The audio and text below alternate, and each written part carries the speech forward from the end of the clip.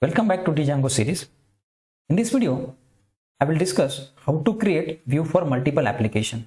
In the last video, we have created a view for one single application. Now I'll extend for multiple application. Consider a scenario. I have a project software professional which consists of three applications: tester, coder and manager. And for these two applications, I'll write the views. For this video, we'll write the function based view for the coder and tester application. First of all, how to create a project and application under the django project is, first you need to create a project by using the command django admin start project and the project name. After that, you need to create an application under that project.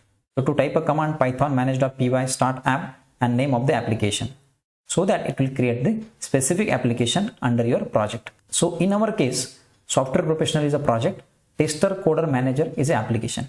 So three times we have to execute the statement python manage.py start app coder, python manage.py start app tester, then python manage.py start app manager. After that, we need to install that application under the django project.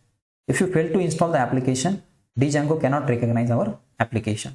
So to install the application, we need to go to the project folder, open the settings.py file.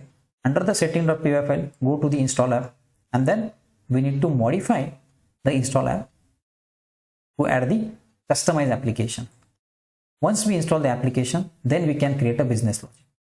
So to create a business logic, we need to go to the view.py. I already explained that how to create a view for single application.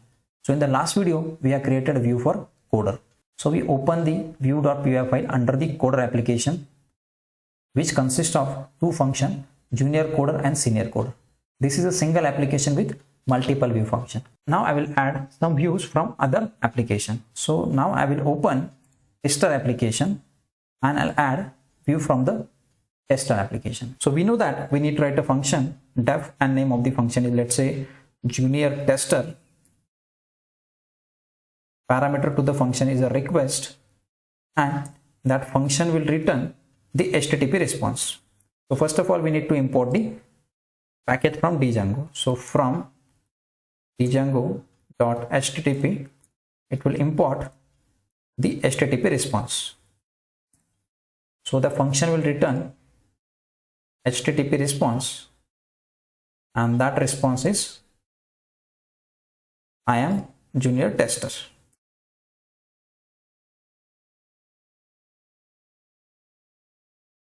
Similar way, we can write one more function under the same view file, def and senior tester. Parameter to the function is a request, and it will again return some HTTP response, and that response is, let's say, I am senior tester.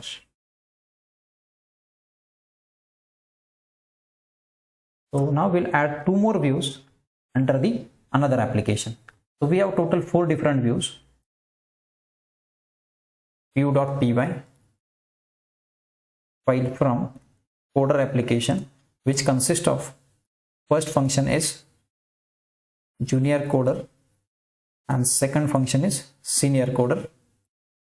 Similarly, views.py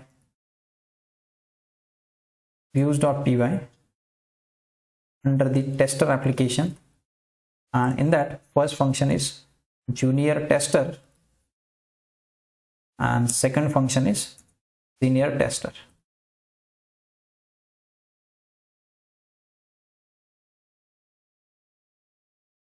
So likewise, we write the 4 different views under the 2 different views.py file. Now we need to pass this function to the urls.py. So we need to go to the project folder, open the urls.py. Now we need to add that both the views that we created. So I'll add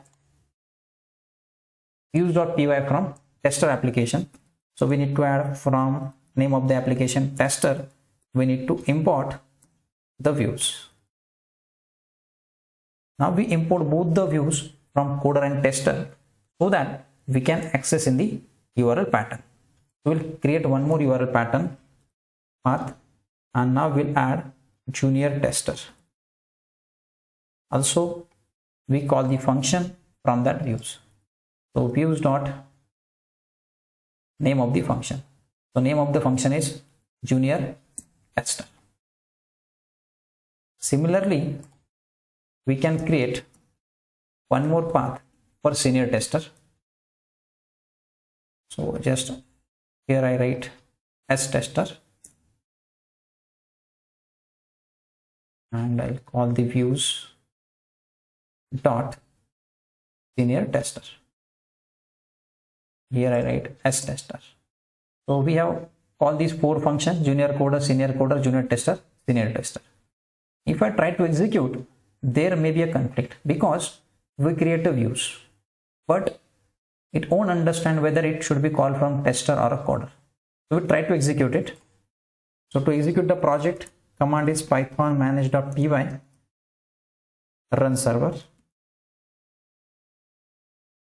So there is a conflict in the views, so it will be getting the errors. So it will generate an error. So what type of error? Tester.views has no attribute junior coder. Now this view is get conflict from which application we need to call a view. So here we are very precise that from which application we are calling the function. So I'll make the alias of this view. So for coder application, I will alias that view as a C1, and for tester application, I alias that view as a T1, so that we can rename to the views as C1 and T1.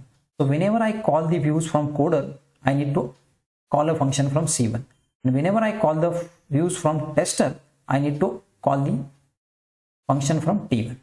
So I just need to modify here. So whenever we call from a coder, we need to write C1. So that modification is required in the URL pattern, C1. And for tester, we need to write T1 for junior tester and T1 for senior tester. So again, we'll try to execute it. So now there is no any error because that conflict is resolved. The C1 is from coder. C1 will call function from coder and T1 will call the function from test. So copy this URL and paste into the browser. Now we'll get of 5 different paths. So one by one we can execute. For example, if I want to execute jcoder, just copy that path and paste it. It will redirect to the I am a junior coder. If I want to execute for senior coder, then I just need to call the link is scoder. It will call the senior coder. If I'm looking the views from tester application, then we need to write the S tester or J tester. So if first I write junior tester, J tester, so it will redirect to the I am junior tester. If I redirect to the S tester, it will call to the another view function, that is senior tester. So likewise, it will redirect to the specific view. Coming back to the project and stop the execution of project. This approach is not suitable for a major project. You can use this approach for mini project. So in the next video, I'll explain how to write the URL pattern for different application for large project. Thanks for watching this video.